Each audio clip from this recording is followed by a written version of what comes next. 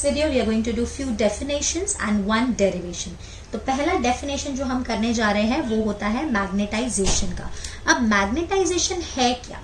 So magnetization is very simple. जो हमारे material का net dipole moment होता है, हर एक, जैसे आपने इंट्रोडक्टरी वीडियो देखा ही होगा, तो हर एक इलेक्ट्रॉन के पास डाइपोल मोमेंट होता है. अगर सारे इलेक्ट्रॉन्स के डाइपोल मोमेंट को हम ऐड कर दें तो जो नेट डाइपोल मोमेंट मिलेगा divided by the volume is called as magnetisation. अगर आपको इंट्रोडक्टरी वीडियो नहीं देखनी है तो आपको डेफिनेशन याद करना पड़ेगा. अगर आपको थोड़ी डिटेलिंग समझनी है तो आपको वो वीडियो देखना पड़ेगा. ठीक है. सो मैग्नेटाइजेशन को हम एम जेड से डिनोट करते हैं. सो M Z is equals to M net divided by V. It's a vector quantity. तो ये एक वेक्टर क्वांटिटी है. यहाँ पे टोटल मैग्नेटिक मोमेंट जो भी होगा बॉडी का divided by the volume.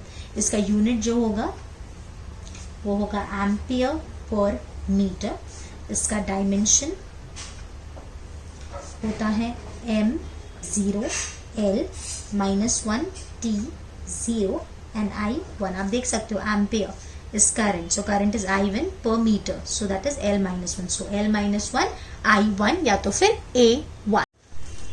Next is magnetic intensity. Magnetic intensity को हम दो डेफिनेशन से डिफाइन कर सकते हैं. आपकी मर्जी, आप कोई भी एक लिखोगे तो चलेगा. पहला, the strength of magnetic field at a point, यानी किसी भी जगह पे जो मैग्नेटिक फील्ड की स्ट्रेंथ है उसको हम एक नई वेक्टर क्वांटिटी के टर्म्स में डिफाइन करते हैं. उसको अपन मैग्नेटिक इंटेंसिटी बोलते हैं और इसका सिंबल H है. या तो फिर दूसरा हम लिख सकते हैं that the ratio of strength of magnetising field divided to the permeability, यानी रेशियो है मैग्नेटाइजिंग फील्ड का और परमिएबिलिटी का, तो उसको अपन मैग्नेटिक इंटेंसिटी बोलते हैं. जैसे H को हम लिख सकते हैं B0 by μ0, where B0 is the magnetizing field intensity in air divided by the permeability in air.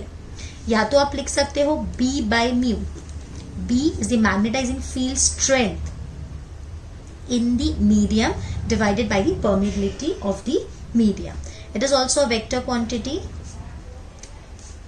It's a vector quantity. और इसकी मजे की बात क्या है पता है कि इन दोनों का यूनिट सेम होता है, तो ये MCQ में आ सकता है. तो ऑब्वियसली बात है, अगर यूनिट सेम होगा तो डायमेंशन थोड़ी पीछे रहेगा, डायमेंशन भी इसका सेम होगा. सो यूनिट एंड डायमेंशन दोनों इसके सेम है. किसके जैसे? मैग्नेटाइजेशन के जैसे. Okay, so you have to remember this for the MCQ. तो ये आपको MCQ के लिए याद रखना है. सिमिलरली ये वाली चीज भी MCQ के लिए याद रखनी है. ये दोनों का यूनिट्स और डायमेंशंस बिल्कुल सेम है. So here we are going to do a derivation that is toroid with an iron core, या तो फिर solenoid with an iron core भी यहाँ पे हो सकता है. सोलेनॉइड आप सबको पता है बेसिकली क्या होती है, स्प्रिंग जैसी होती है, और अगर उसी स्प्रिंग को हम ज्वाइन कर दे तो वो टोरॉइड बन जाता है. मतलब इट इज लाइक अ मेंदू वड़ा, बीच में से खाली होता है. राइट. अब इसके अंदर अगर हमने एक आयरन कोर डाल दिया तो मैग्नेटाइजेशन पे, मैग्नेटिक फील्ड पे क्या फर्क आता है वो हम पढ़ने वाले हैं. So material with some net magnetisation, यानी ऑलरेडी मटेरियल के पास कुछ मैग्नेटाइजेशन है, उसको हमने सोलेनॉइड या टोरॉइड में रख दिया with n turns per unit length, और जिसमें से I करंट फ्लो हो रही है. यहाँ पे आपको एग्जाम में डायग्राम ड्रॉ करने की कोई जरूरत नहीं है. So magnetic field inside the solenoid और टोरॉइड, यानी सोलेनॉइड और टोरॉइड के अंदर, यहाँ पे मैं ऐड कर देती हूँ, इज गिवन बाय. तो जब हमने एयर में रखा है, so it is B0 is μ0 Ni, या तो फिर μ0 H. Ni को ही हम H बोलते हैं. ये H मैंने आपको बताया है, राइट. B0 by μ0 H होता है. उसके बाद अगर हमने इसमें कोई मटेरियल डाल दिया तो magnetic field due to the material, तो वो मटेरियल की वजह से कितनी मैग्नेटिक फील्ड बनेगी, केप्ट इनसाइड द सोलेनॉइड और toroid. So this is Bm, this is equals to μ0 Mz. Mz is the magnetization of the material and μ0 is the permeability of free space. तो जो net magnetic field बनेगी B net, this will be B0 plus Bm, right? तो B net is equals to μ0 H plus mu naught M Z.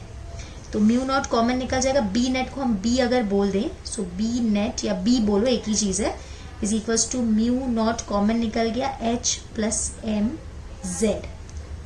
तो यहां से हमको H और M के बीच में कुछ रिलेशन मिलते दिखाई देगा।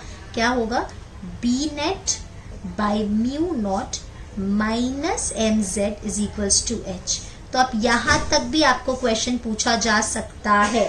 वो क्वेश्चन क्या होगा, derive the relation between H and M Z, या एच एंड एम बोल देंगे, तो आपको ये रिलेशन डिराइव करना है। यहां तक भी आप इसको छोड़ सकते हो, यहां तक हो गया।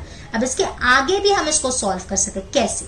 फर्दर ऐसा देखा गया कि एम जेड जो है वो एच पे डिपेंड करता है, और दोनों का रिलेशन है M Z is equal to chi into H. Here chi is the susceptibility of the medium. अब susceptibility क्या होता है? Susceptible मतलब चेंज होना। जैसे वेदर चेंज होता है तो कुछ लोग इजीली बीमार हो जाते हैं, कुछ लोग नहीं होते। तो जो इजीली अफेक्ट हो जाते हैं उनको हम ससेप्टेबल बोलते हैं। तो यहाँ पे ची इज ससेप्टिबिलिटी। ओके, अब ये देखो, इस इक्वेशन 1 में अगर हम सब्सटीट्यूट करते हैं, सो सब्सटीट्यूटिंग इन इक्वेशन 1, तो ये हो गया B net is equals to mu naught H plus chi into H. So B net is mu naught H भी हमने कॉमन निकाल लिया, ये हो गया 1 प्लस ची। जो 1 प्लस ची है वो होता है mu R, that is relative permeability. So B net is mu not mu r chi, but mu not mu r is equals to mu, that is permeability of the medium. So B net is mu into H. Time constraint की वजह से मैं आपको ज्यादा detail में नहीं करा पा रही हूँ, क्योंकि ये हम लोग को क्रैश कोर्स है तो लिमिटेड चीजें करा सकती है। इसमें थोड़ा सा हम डिटेलिंग में जा, तो हम ऐसा भी करते हैं कि एम जेड क्यों एच पे डिपेंड करता है, क्या रिलेशन है, वो सारी चीजें हैं। बट फिलहाल बोथ पॉइंट ऑफ व्यू से टाइम थोड़ा सा कम है, मैं आपको बताती हूँ। पहले तो एक ये रिलेशन याद रख लो।